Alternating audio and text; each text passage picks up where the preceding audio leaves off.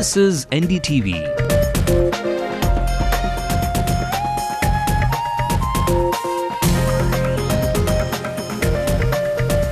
And you're watching NDTV Hindu.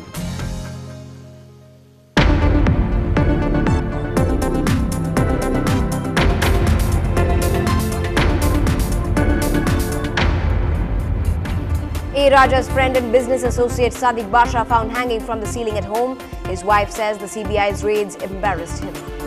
7 hours after Sadiq Basha's death, police find a suicide note. It says no one is responsible and that Raja and his wife are good people.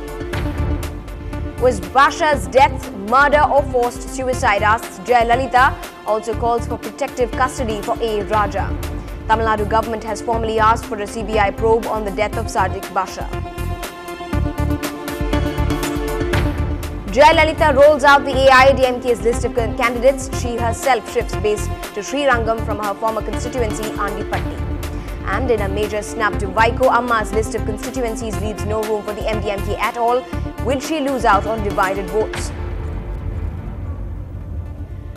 Welcome to the late night news on NDTV Hindu. I'm Evelyn Matthew. A look at the national headlines at this hour as well.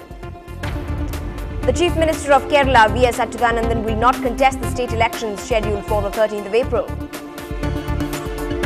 Workers at reactor number 4 in the Fukushima nuclear plant are withdrawn briefly in Japan as radiation levels rise after a second fire. The Nikkei bounces back. The morning after Tuesday's big fall, the Sensex is back in the green. Seat-sharing talks between Mamata and the Congress for polls in Bengal failed to make any headway. Pranab says they will talk again. An 11-year-old girl kills herself in Mumbai after her mother found out about her friendship with a classmate. And the ambassador for NDTV's Marks for Sports campaign says he wishes it was around when he was in school.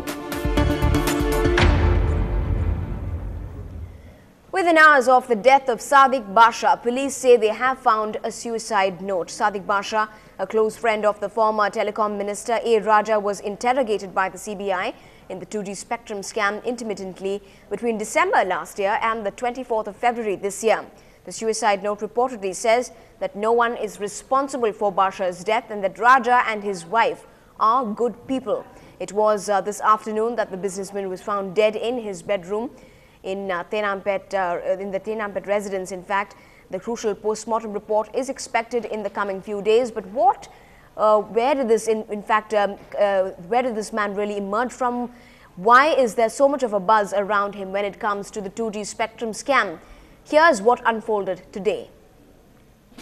This was one man the raiders of the lost 2G loot were pinning their hopes on to tell it all.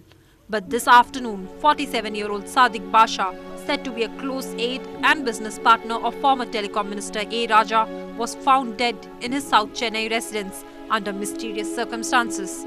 Sources close to his family say that Basha told his family that he was going for a bath, and when he didn't come out even after 2 hours, they panicked and broke open the door to find him hanging from the ceiling in the bedroom. We received information from the Apollo Hospital, 1000 Lights, that at 1:20,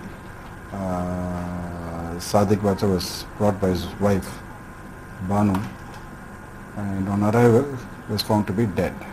Police have now recovered a suicide note from his residence.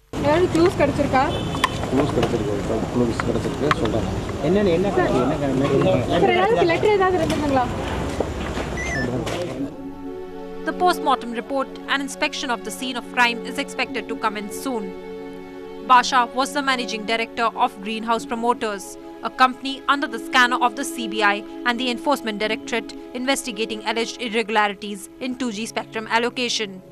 Hailing from Raja's home turf in Perambalur, Basha's company grew into a 600 crore venture with a modest capital of 1 crore rupees just a few years ago. A meteoric rise that led to a suspicion that he could have well been a front for Raja's alleged ill-gotten wealth.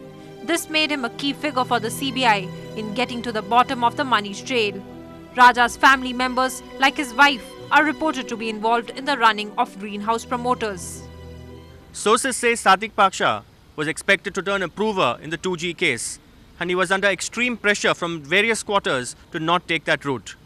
With less than a month to go before elections in the state, The ruling DMK, sources say, is keen to come clean in this case and hand over the case to the CBI.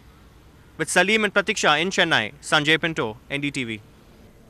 Meanwhile, reacting to the death, the opposition leader J.J. Lalita has raised the question of whether Basha's death is a case of murder or forced suicide. And I quote, "The death under mysterious circumstances of Sadiq Basha does not come as a surprise to people who know the DMK's style of internal justice. If the CBI and the Supreme Court of India are really keen on unearthing the whole truth behind this colossal scam, it would be better to keep all such witnesses under CBI or judicial custody till the investigations are over." Further, a protective cover has to be provided to A. Raja, the main accused in the case. Is it a case of murder or forced suicide? That is the issue that has to be ascertained by the CBI, unquote. Well, the AIADMK was not the only one to ask for a probe into this death. CPM's State Secretary G. Ramakrishnan reacted to this death as well. Here's what he had to say. The news has come out that Sadiq Basha, involved in Spectrum scam, associate of former Minister Raja, committed suicide. But the death of Sadiq Basha raises many questions because he is a key accused in the case. So we demand press, CBI should investigate and probe the death of Sadiq Basha because the same CBI is investigating into the scam. Moving to some political news, in a surprise announcement, the AIADMK today released the list of 160 candidates and their constituencies. This effectively shuts the door on MDMK's chances of being in the alliance, since with the 160 seats, the full complement of 234 seats in the AIADMK-led alliance has been met. Earlier in the day, sources close to both the AIADMK and Mr. Vaiko said efforts were on to convince the MDMK to accept the 13 seats that were offered initially by the AIADMK. Well, there have been a number of city constituencies that have been taken over by the AIADMK. Some of them are Perambur, which goes to Vetrivel, while Vilivakam has been bagged by JCD Prabhakar. RK Nagar has been handed over to E. Madhusudanan, while Thousand Lights has been bagged by B. Valarmati. Tiruvika Nagar by member Neelakandan, Roypuram over to D. Jayakumar. Ananagar being bagged by Gokula Indra. In some more seats, in fact, from the city, Velacheri sits with M.K. Ashok, the harbour with Paraka Rupaya, while Mylapore has been bagged over by, in fact, handed over to Ms. Janaki, Saidapet to Sentamiran, Virgambakam by Kamala Kannan, T. Nagar by B.P. Kalairajan. Plenty more news updates from the nation when we come back. We'll slip into a very short break. We'll be right back.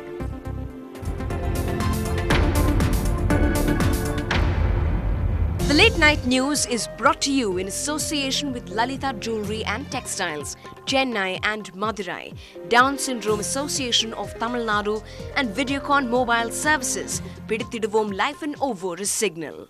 லலிதாவின் மிக குறைந்த சேதாரம் அதற்கான 1 கோடி challenge கனவா நிஜமா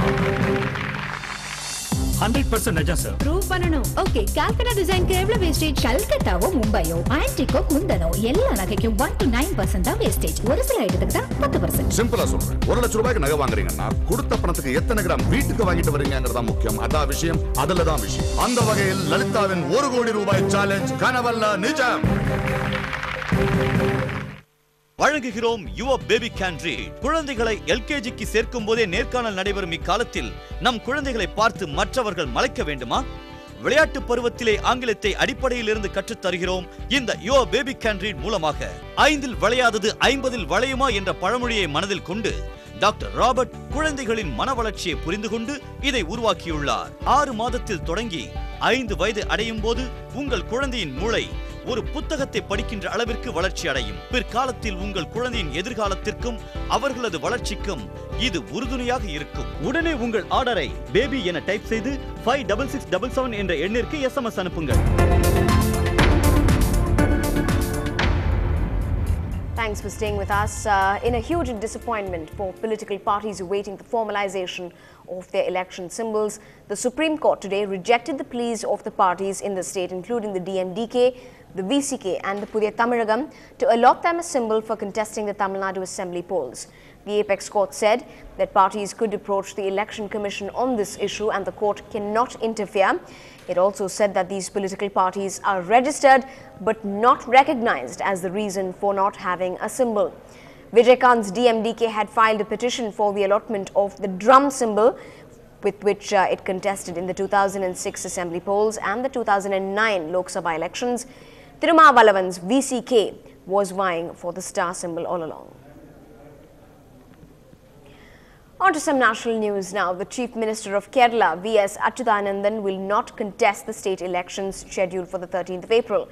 Instead, the Communist Party of India, Marxist, which is currently in power in Kerala, has decided that the state's Home Minister and the CPM Politburo member, Kodiyeri Balakrishnan, will lead the party in the elections. Mr. Achyutanandan is seen to be more popular among voters than he is within his own party. In the last elections, he contested and won the Malampura Assembly seat in the Palakkad district. Recently, the 87-year-old Chief Minister made it clear that he was willing to stand for elections once again. The party's central leadership had asked the state unit to decide on whether Mr. Achyutanandan should be given a ticket then. The CPM in Kerala has seen a bitter battle in the last few years between the Chief Minister and the State Secretary, Pinarayi Vijayan. It is also alleged that his hold over the state has been, and the party has been increasing of late.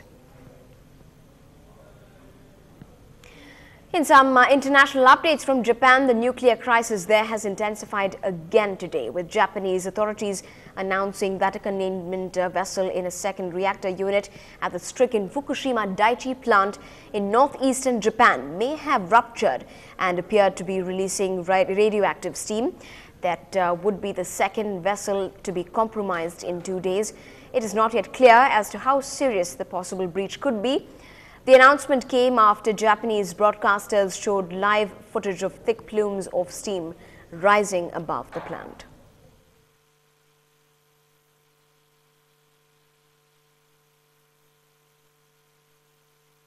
The company is observing the situation, and workers are said to have been evacuated to a safe location. Meanwhile, Japanese shares were rebounding sharply in trading today after the benchmark Nikkei shed more than 16% since the devastating tsunami. The Nikkei opened 536 points, that's 6.2% up. Meanwhile, the Bank of Japan injected a further 3.5 trillion yen into the markets today to ease the disaster's impact. It was the third day running that Japan's central bank had injected billions of dollars into the financial markets, and came after injections totaling 23 trillion yen over the past 2 days.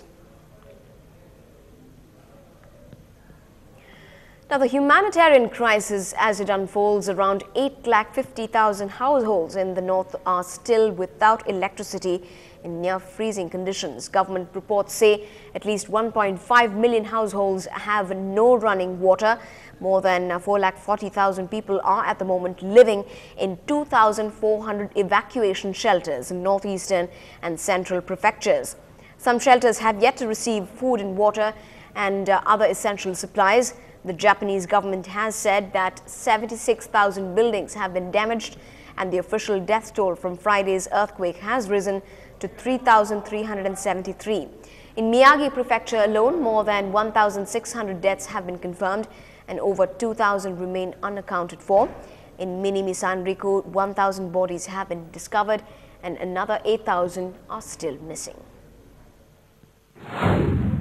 家になんかもう灯油もなくて、もう物がない状態で、もうガスも水もつかないので、心配です。一応テレビとかラジオとかで情報は聞いてますけど、だんだんなんか状況が悪くなっていってる感じなので、これ以上悪くならないで、なんとか収めてもらいたい。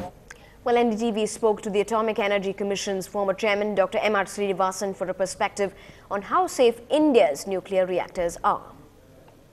Well, first of all, the Indian nuclear plants are not located in regions of extreme seismic activity. Our reactors are all located in regions where the seismic activity is considered to be, say, zone 4 or zone 3. Zone 3 normally, zone 4 only in some cases if necessary. For example, all our reactors excepting Narora are in zone 3.